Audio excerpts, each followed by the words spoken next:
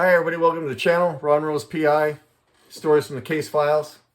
Today I thought I would share a story about a case that I worked as a PI. It was, unfortunately, I worked it after the fact.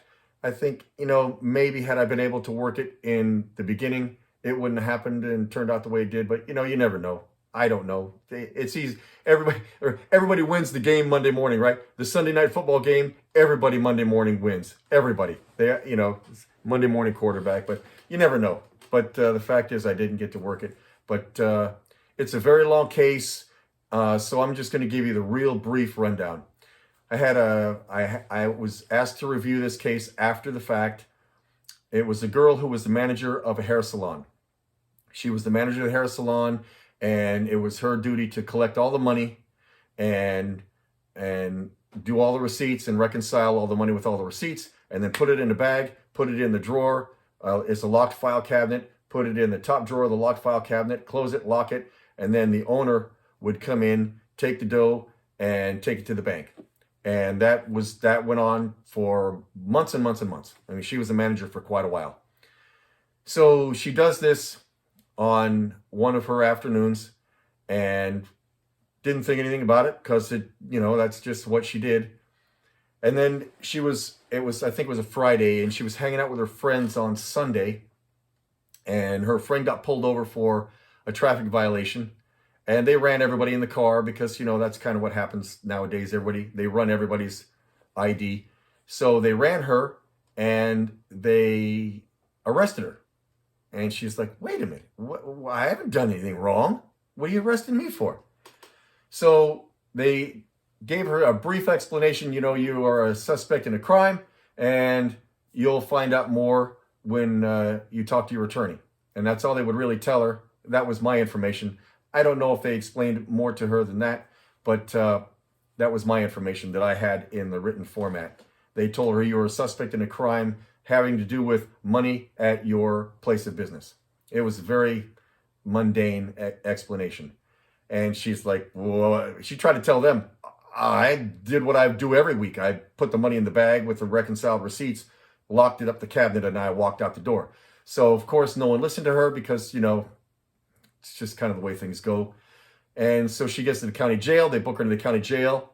She didn't get to go home. She had a very young daughter at the time. She was a young girl herself. I think she was only 24, 25, if I remember correctly, and had a young daughter at the time. And thank God she lived with her mother, so her mother took care of her daughter. But she goes to the county jail, meets with her attorney. Her attorney tells her, look, you're on the hook for a couple of felonies of embezzlement and grand theft, and they can't find this bag of money. And she said, I put it in the cabinet and I locked the drawer like I do every single week. We can't find it, they can't find it. They looked everywhere for it over and over again.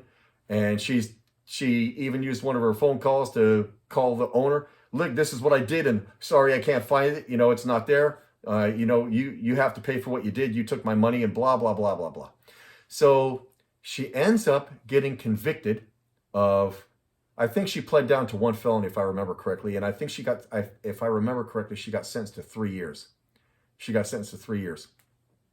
So 18 months later, 18 months into her sentence. Now, granted, she's every step of the way said she's innocent, and she did exactly what she's always done. She's serving time at it's a prison. It's not some Boy Scout camp or Girl Scout camp. It's a prison. She's in women's prison in the desert, California. It's California. And 18 months later, the salon owner decides to sell the business. They sell the business and they gut the place because it's going to be something completely different. So they're taking everything out. They're taking out the office furniture. They're taking out the sinks and the stools. So it comes time to take out the file cabinets. Scoop the guy. This is the way he explained it to the police because they had to do a secondary report. He scoops the hand truck underneath. He tips the cabinet. He hears something. Cling, cling, cling. Hit the floor. He pulls the cabinet back. He looks down. And guess what's there? The frickin' locked money bag with every single receipt and every single dime reconciled to the penny inside the bag. The owner is standing right there while they're moving things out. The owner looks down and, oh my God, Opens up the bag, every single receipt reconciled to the penny. The girl was telling the truth all along. She's 18 months later. They get on the phone. They're calling everybody in the world. Hey, man, she was telling the truth the whole time. I got the bag. I got the receipts. You got to do something. You got to do something. So takes a few days, right? A few days later, she gets out.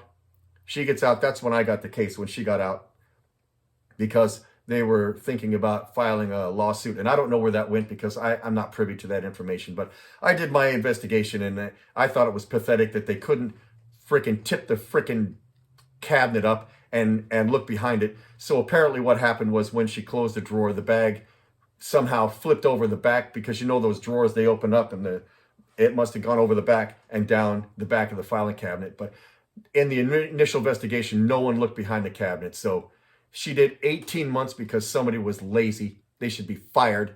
18 months. I mean, anybody who's lost a day of their freedom knows what that's like. And she did 18 months, and her little girl didn't see her for 18 months. It's kind of a sad story altogether, but she did get out. I don't know whether she was ever compensated for her time in custody, but she did 18 months for absolutely nothing. She told the truth all along. And when she got out, because the salon owner sold their place, she didn't even have a job to go back to. She had to start over again. And now she's starting over with an 18-month record for something she didn't do. Who hires felons? Almost nobody.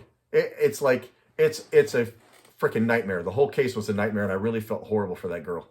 So, but she did get out, and she was telling the truth all along. So just a quick story. Like I said in the beginning I've only been doing this 2-3 weeks, but some of my stories are happy. Some of them are sad. This one's really sad. I told a miracle baby story where we saved the life of the mother and the baby. That was a happy story. And it, you get to work those too often as a police officer, but that was a really nice story with a happy ending. But quick story. Thanks for checking in. This is where my channel is where you check in to check out of your life for a few minutes a day and get rid of the stresses of life and listen to somebody else's story about, I tell stories that just, whether they're happy or sad, or sometimes I do tactical training, because, that's what I do for a living nowadays, other than private investigation. So, thanks for checking in. If you like what you hear, hit the like and the subscribe and all that. And if you don't, then, hey, thanks for checking in and give me a shot. I appreciate it. Hopefully, wherever you are in life and whatever day or night it is, you're feeling safe and your family's safe and everybody's in good health. Hopefully that's the truth. Take care. Thank you very much for the support. Bye-bye.